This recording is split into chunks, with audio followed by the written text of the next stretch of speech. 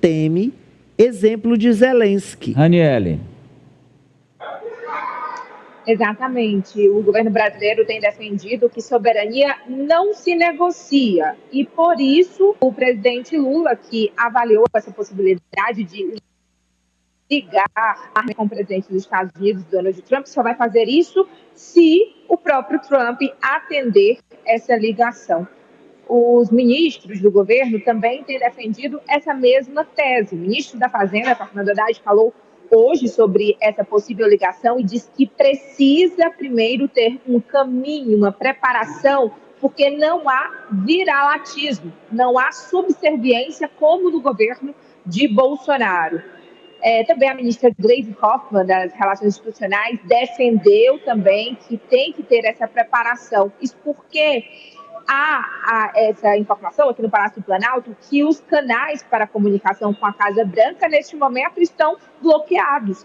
Apesar do vice-presidente da República, Geraldo Alckmin, tratar com o secretário de Comércio, não há proximidade com o núcleo político de Donald Trump. Eles acreditam que isso só vai acontecer depois do dia 1º de agosto, quando iniciam as sobretaxas de 50% a todos os produtos brasileiros. E o temor é exatamente o que aconteceu com o presidente da Ucrânia, Volodymyr Zelensky, que foi repreendido e discutiu, teve bate-boca em frente às câmeras durante uma negociação com Donald Trump para ter apoio dos Estados Unidos na guerra contra a Rússia e, na época, inclusive, as terras raras, os minérios críticos estavam em negociação.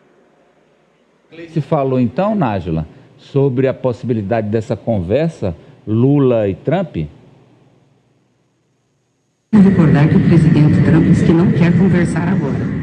Então não adianta o presidente Lula buscar a conversa. Uma negociação entre dois chefes de Estado tem uma preparação dos negociadores para que isso aconteça. Não é um telemarketing que você pega o telefone, dá um alô e se colar, colou. A gente tem todo um processo de negociação. O presidente Lula nunca ficou indisposto em conversar, mas obviamente isso só vai acontecer quando tiver condições de que os Estados Unidos também ofereçam para nós a abertura para essa conversação e a negociação comercial que nós desejamos fazer. Ficou muito forte aí essa fala da ministra, dizendo que não é telemarketing. E ela também falou, essa fala dela foi inclusive em um encontro com a União Europeia. Representantes do bloco estavam aqui em um evento no Palácio do Itamaraty e ela falou sobre essa negociação do Brasil, disse que o Brasil está disposto, mas que não está na mesa de negociação nem interferência no julgamento do ex-presidente Jair Bolsonaro por tentativa de golpe e nem no sistema de pagamento PIX. Ela também disse que o acordo de livre comércio entre o Brasil e a União Europeia pode ser celebrado até o fim desse ano, como prometeu Lula, mas também como uma resposta política aos Estados Unidos.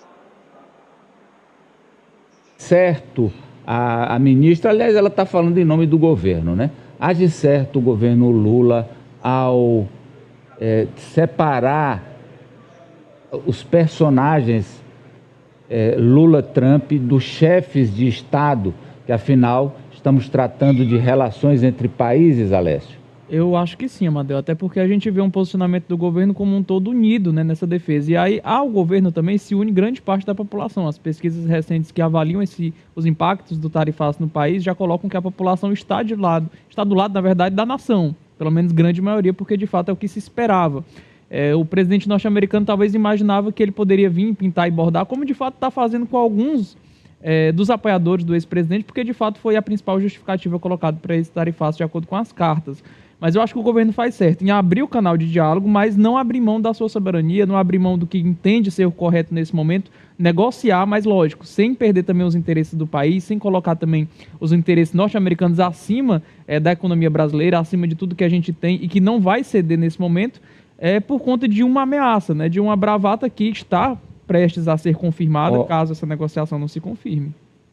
Porque o que está muito hoje na atmosfera é o seguinte: o Lula devia ligar, o Lula e tal. Mas, tem uma diferença aí, porque as pessoas avaliam muito o Lula, a pessoa do Lula, mas não é.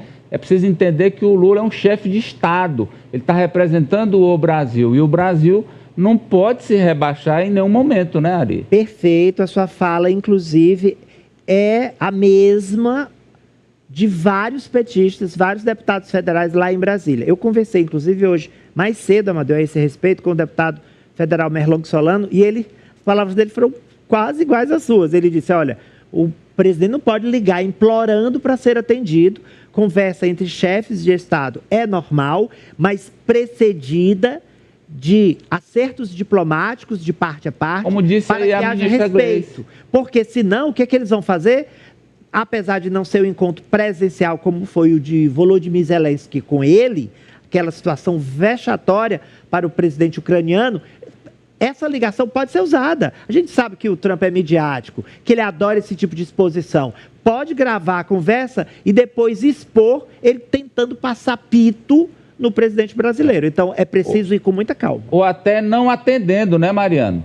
É isso. E é o que está acontecendo. Ela disse que os contatos lá estão bloqueados para a questão política. Não, eu digo, se fala numa ligação direta. O Trump ligar para o Lula, o Lula ligar para o Trump. Acho que isso não existe, né? Um assessor que liga para o assessor. Vamos supor que existe aqui, eu tenho o WhatsApp do Ari, eu ligo para ele. Vamos, Lula, Trump. Isso é impensável, né? Eu concordo. Eu acho que tem o Itamaraty, ele já designou o vice-presidente para tratar do acordo, para comandar o acordo. Então, eu acho que essa conversa, essa ligação, ela tem que realmente ser precedida de um acordo mínimo antes da atitude de ligar, porque eu acho que pode virar, sim, uma chacota, e ele, como o Ari bem falou, é um cabo midiático que quer qualquer acontecimento transformar num espetáculo. E a chacota não seria com o Lula, a chacota seria com o Brasil. Francis, fecha aí. Justamente, Amadeu, e o Trump ele é muito imprevisível. Quando você observa todas as ações dele, são ações direcionadas especificamente para uma viralização nas redes sociais, para colocar os Estados Unidos como o maior país, o mais importante, o que domina as relações com todos os outros, colocando ali os demais países como países de subalterno, nível, né? Subalternos aos Estados Unidos.